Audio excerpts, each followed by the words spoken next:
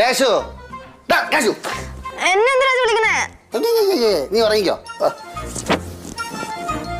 മകളെ കേശു കേശു പോടാ.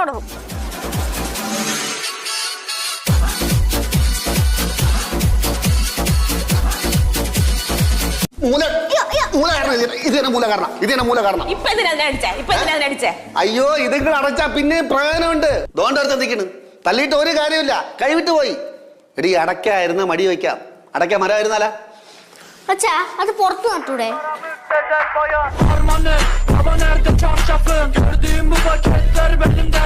മകൾ ഓർമ്മ